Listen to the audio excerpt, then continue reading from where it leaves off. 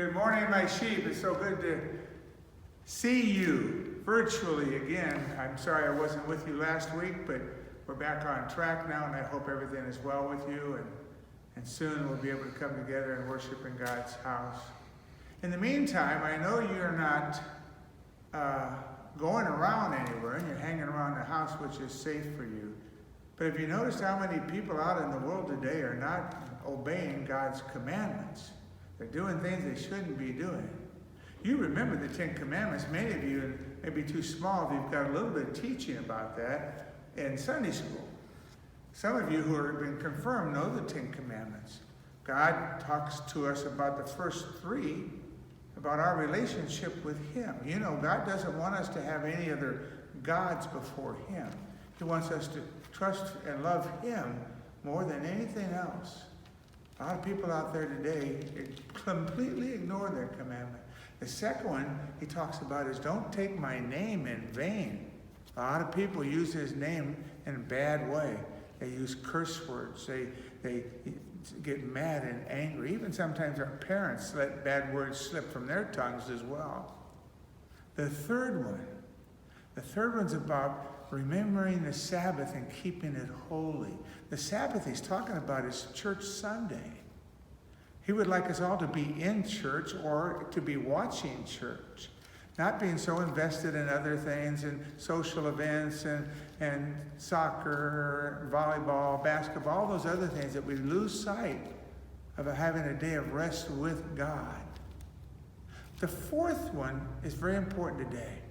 And that's as far as I'll go on the Ten Commandments today.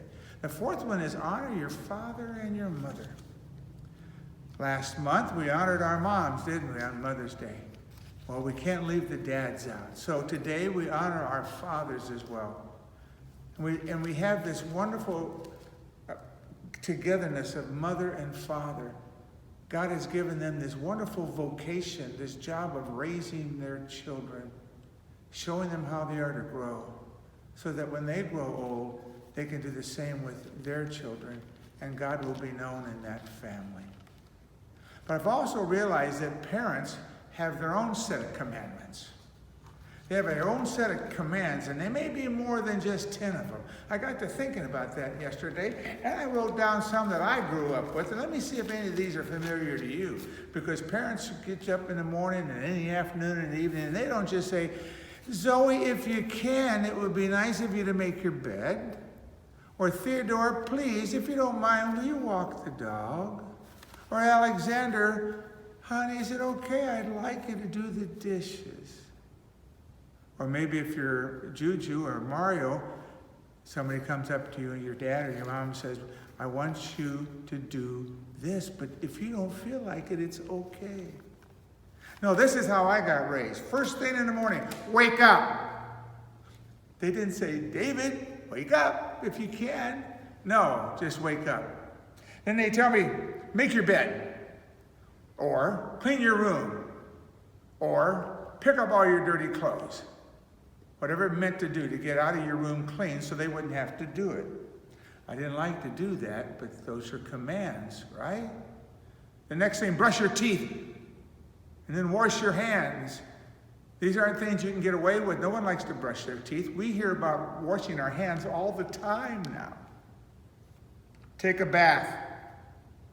No one, and at that age, your age, or my age, likes taking baths. Get down to the dinner table. Eat those vegetables. They're good for you. But Mom, it's spinach. It's good for you. How about do the dishes? When I had to do the dishes, I loved to dry them. I didn't like washing them, but I would love to dry them. Take out the trash, my worst nightmare. A bag would always rip, and I'd have to clean it up. Walk the dog. Oh yeah, and if he goes number 2, pick it up. Be kind to your brother and sister. Kids aren't kind to their brothers and sisters, Mom. Be kind. There's no question here. Say yes, sir, and no, sir. Yes, ma'am, and no, ma'am. Always be polite. Aren't those commands that you hear? There's so many more you probably have that I never had in my day. But parents give commands because they want you to do things, and sometimes we don't like to do them. But the parents have our best interest in mind. They love us. They want us to grow up being responsible children and responsible adults, so that some of the irresponsible ones that we see out there in the world today, we're not a part of those. But they get their commands from God's commands. So they must be good. We just have to obey. That's the hardest part. Today I want you to really focus on obeying those commands, doing your chores, whatever you're told to do, loving your God. This is Sunday. Rest in time with Jesus and spend some time with your Father on Father's Day. Peace of the Lord be with you. I'll see you next week. I promise no more commands.